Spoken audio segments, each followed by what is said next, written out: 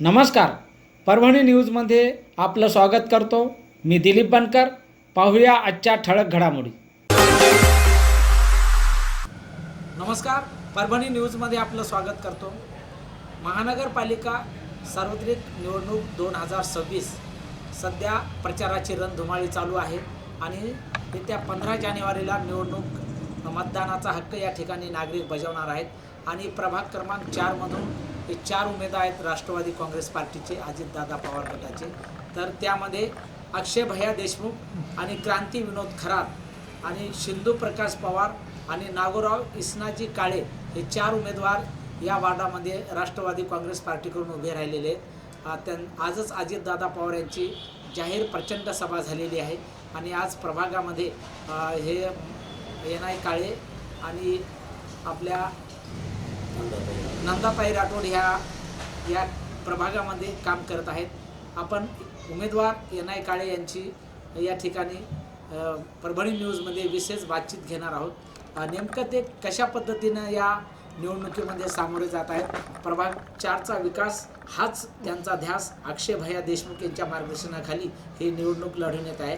आपल्यासोबत एनाई काळे आहेत. काय सांगतात माध्यमाशी आपण त्यांच्याशी जाणून घेणार आहोत.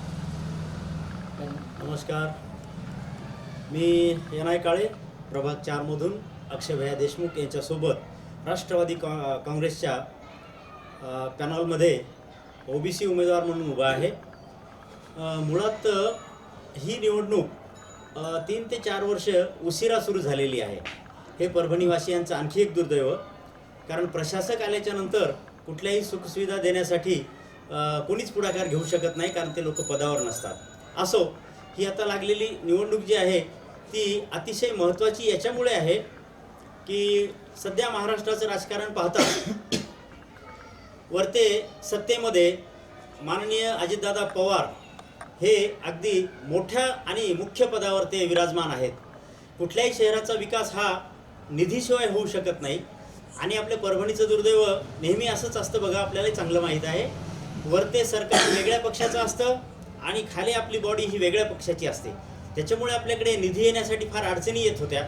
आता यावेळेस मात्र सुज्ञ नागरिकांना विनंती आहे, आमचे कळकळीचं आव्हान आहे आणि त्यांच्याही मनात आहे की जे वरते सरकार आहे अर्थात राष्ट्रवादी, तर सत्तासुद्धा खाली महापालिकेमध्ये राष्ट्रवादीचीच यावी याच्यासाठी राष्ट्रवादी पक्षाने टोटल 65 ठिकाणच्या जागा लढवण्यासाठी उमेदवार उभे केलेले आहेत.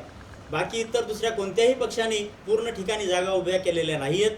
त्यांच्या कोणाच्या 24 आहेत, कोणाच्या 20 आहेत. अर्थातच राष्ट्रवादी पक्ष अतिशय बळकट आहे. सत्तेत असल्यामुळे त्याची आणखीच आम्हाला एक शक्ती मिळत आहे आणि आमच्या ठिकाणचे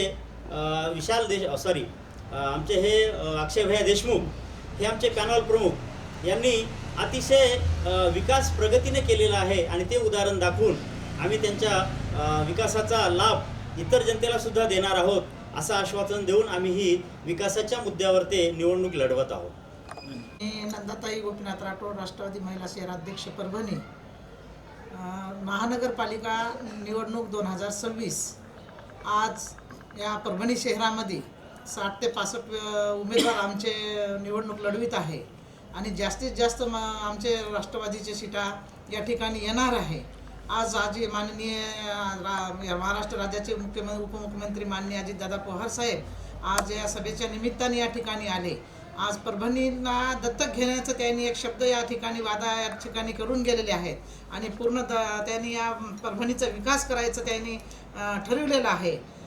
आज मला या परभणी शहरच्या जनतेंना मला सांगायचं आहे, जे आव्हान करायचं आहे की जास्तीत जास्त आपल्या या परभणीतल्या जे राष्ट्रवादीचे उमेदवार आहे त्यांना भरघोस मताने आपण विजय करावं आणि परभणीचा विकास करावा. परभणीचा विकास म्हणजे घडीला मतदान म्हणजे परभणीला विकासाला मतदान हा असं आहे की आपण जेवढे उमेदवार या ठिकाणी उभे आहेत त्यांना आपण कोणाचा विचार न करता चारीच्या चारी घड्याळीचे बटन दाबून आज या राष्ट्रवादी काँग्रेस पक्षांना आपण विजय केले पाहिजे. आज कुठल्याही पक्षाचे लोकांनी महिलांच्या सुविधाबद्दल याच्याबद्दल विचार केले नाही.